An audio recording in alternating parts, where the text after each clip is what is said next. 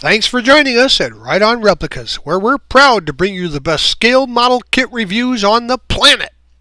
This review is brought to you in part by Dean's Hobby Stop in Owasso, Michigan. Dean's has one of the Midwest's largest selections of used kits at great prices. They also feature new kits and supplies as well.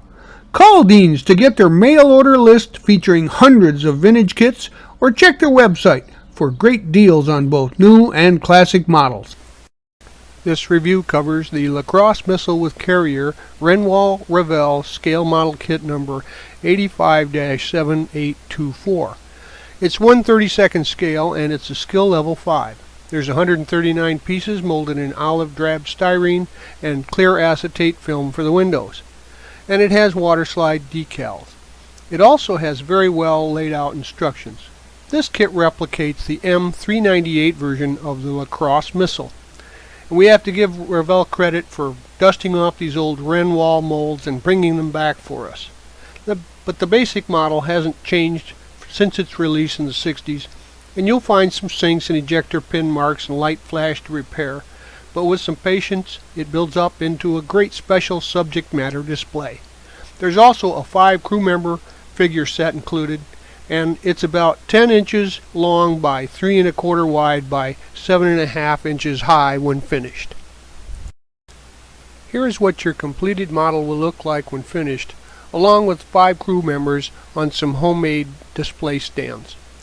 Unless otherwise noted, I just used Testors plastic cement for models on this review, and we'll show you how to address some of the repairs and defects to make the parts look more accurate. Now gather the pieces for the front axle assembly and put those together as shown. For the majority of this build, I used some Rust-Oleum camouflage olive drab spray paint to finish the parts. Now gather the parts for the rear axle assembly. After the assembly has dried and the glue is set, paint it with the olive drab spray. Here's one of those cases where you'll find some unfill or sink marks. You can fill them with some putty or leave them as desired. Now gather the transfer case and winch and assemble those to the frame. After the pieces have dried, you can spray this unit with the olive drab spray paint. Now gather the parts to assemble the simple motor and glue the 2 halves of the engine together. Then attach the fan to the front and spray all these parts flat black. Now install the engine assembly into the frame and then add the radiator to the frame assembly too. Assemble the gas tank halves shown here and paint those olive drab, and then paint the center drive line and the exhaust black. Now you can attach the front and rear suspension assemblies to the frame. Now attach the center drive shaft to the transfer case drum and the rear axle assembly. Install the gas tank and the exhaust also. They're attached to the right side of the frame assembly. Now gather and assemble the front wheel assemblies and sand off the center line that appears in the tire tread. Paint these and the center hubcaps drab green, and then hand brush the tires on the outer rims flat black. Now locate the wheels onto the front spindles and then cement the hubs into place, locking the wheels there. Now assemble the rear wheels on the inner side, the 2 halves, and assemble all 4 of those. Next assemble the outer wheels with the 2 halves for each and assemble all 4 of those. Now spray all the rear wheels flat drab green and then hand brush the tires a flat black or a rubber color. Now gather up the 4 axle pins for the rear tire assemblies. Insert the axle pins through the wheel hub of the inner tire assemblies. You won't need any glue here, it's just a simple insertion through the wheel hub. Now attach the inner wheel assemblies to the outer wheel assemblies and then attach those to the frame. There are 4 sets altogether. Now gather the right and left sides of the hood, the firewall, the cab rear, and the fender assembly and spray those with the olive drab paint. Assemble those together into a fender assembly. Here is what the fender assembly will look like when you've got that together. Now gather the seats, the air cleaner, the transfer case shift lever, the handbrake, and the water can, and spray those olive drab. Now add these parts to the fender assembly. The water can is attached to the left side step, but it's actually a little bit too tall for the door to open properly, so you may need to cut that down at the base. Now paint the instrument panel and the panel cover flat drab green. You can use a black Sharpie pen here to detail the controls on the instrument panel, then attach the instrument panel cover to the instrument panel. I found a little flash on the grill on the horizontal bars, but it's easily removed with a hobby knife. Now gather the grill, the right and left door, and the left and right headlights, and spray those olive drab as well. Now attach the grill and the headlights to the fender assembly. Also, the left and right doors are installed, but don't use glue if you want those to remain optional. The instrument panel is glued to the fender assembly, locking the left and right doors in place. But be careful with the glue so the doors will still stay functional. Now attach the fender assembly to the chassis assembly. Now gather the steering wheel, steering column, and the shift lever and paint those flat black. Now insert the steering column into the opening of the firewall and then attach the steering wheel to the end.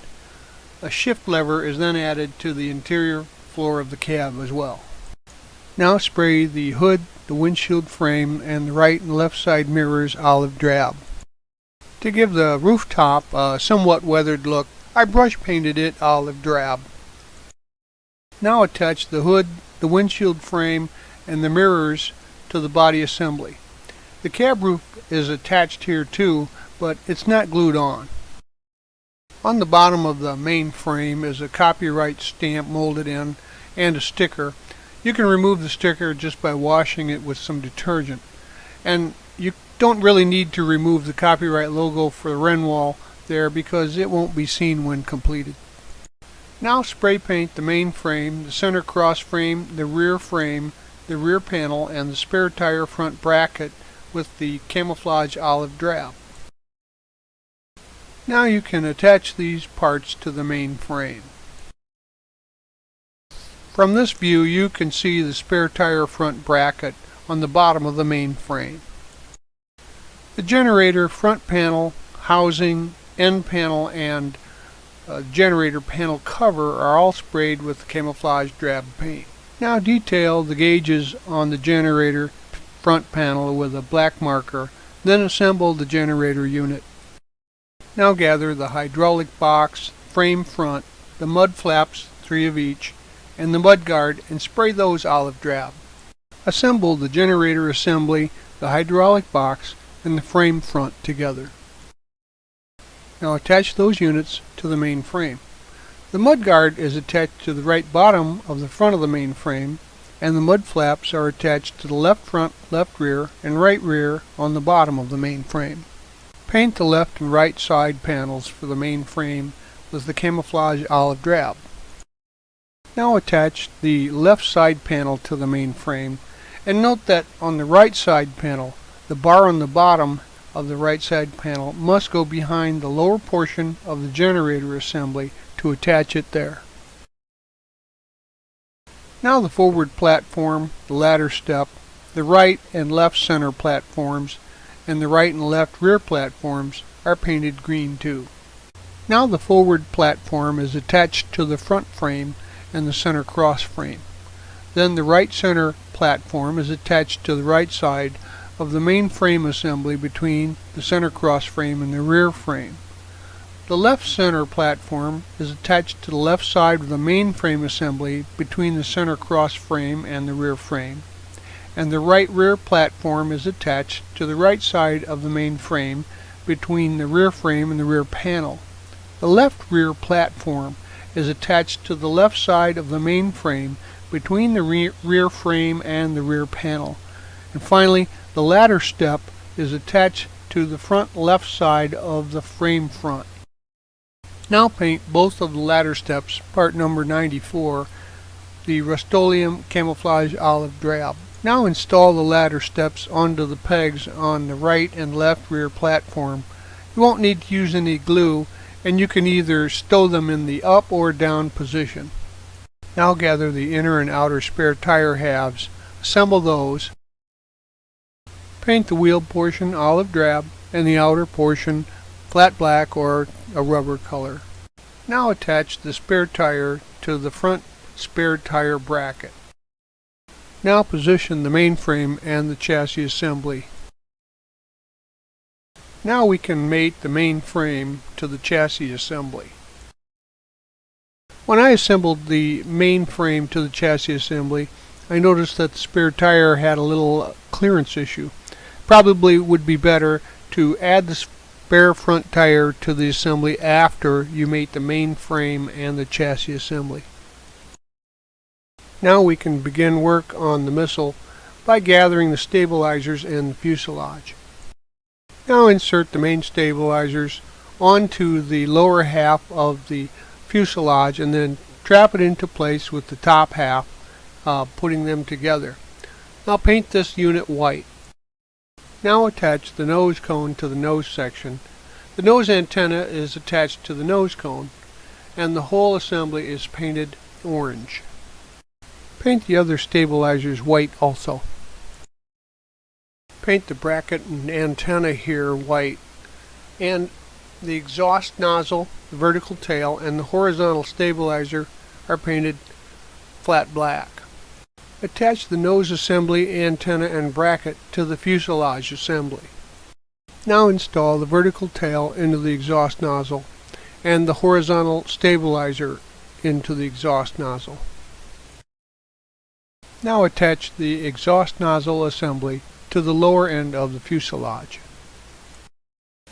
Now you can apply 2 each of decal 17 and 18 as well as decal 21 to the missile assembly to complete that. Gather the elevating cylinder halves and related parts and spray paint those with the olive drab paint. Attach the hydraulic cylinder to the right pivot bracket without glue. Now the right pivot bracket is attached to the right elevating cylinder half, also no glue, and the piston is installed into the hydraulic cylinder and attached to a post on the left elevating cylinder half. The left pivot bracket is attached to the left elevating cylinder half without glue, and the hydraulic cylinder also no glue, and the right pivot bracket which is glued in place. The launch rail, hydraulic hand pump, telescopic sight, and linkage are spray painted with the olive drab paint. Attach the launch rail to the elevating cylinder assembly. The telescopic sight is attached to a bracket on the left elevating cylinder half, and the hydraulic hand pump is attached to a bracket on the right elevating cylinder half. The linkage is attached to the launch rail and the left elevating cylinder half. The cable support then is attached to the right elevating cylinder half. Install the missile assembly onto the elevating cylinder assembly. The bracket slides down onto the launch rail, and make sure there's no flash in the bracket so that the missile assembly will slide down the launch rail smoothly. Now glue the missile assembly securely into the rear middle of the main frame. Now spray the overall model with a light coat of gloss or Future with Pledge to give it something smooth for the decals to stick to. Then go ahead and apply the decals in place as they're shown in the guides that come with the kit, or you can use these photos as a guide as well. After the decals have dried, give the overall model a couple of coats with clear flat spray. Now here's a view of the LaCrosse missile and carrier as it would have appeared right off the assembly line. This kit came with 5 crew member figures in various poses.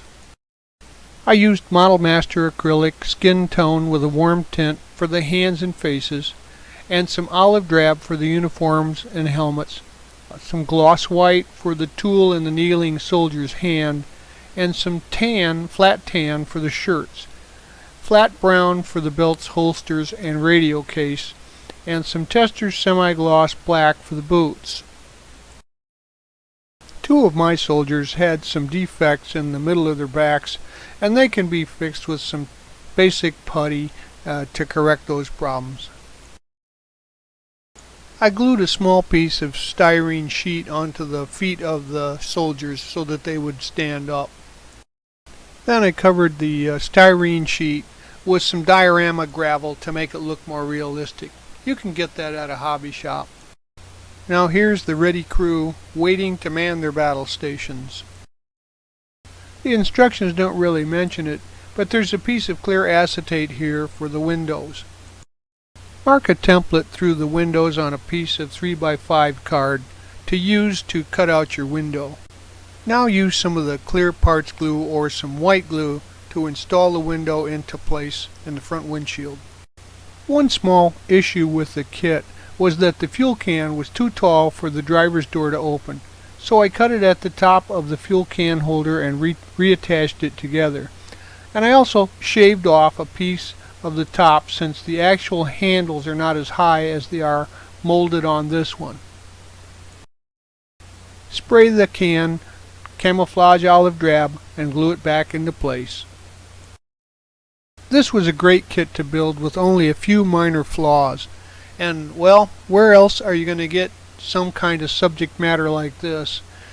Maybe the truck chassis wasn't exactly right and the scale was just a little bit off, but overall it makes a great addition for the military modeler and just an interesting piece to put on your shelf. We hope you like our step-by-step reviews, and so that you don't miss any issue, please subscribe to our YouTube channel. You can also find us on the web at www.rightonreplicas.com and on Facebook too. Thanks.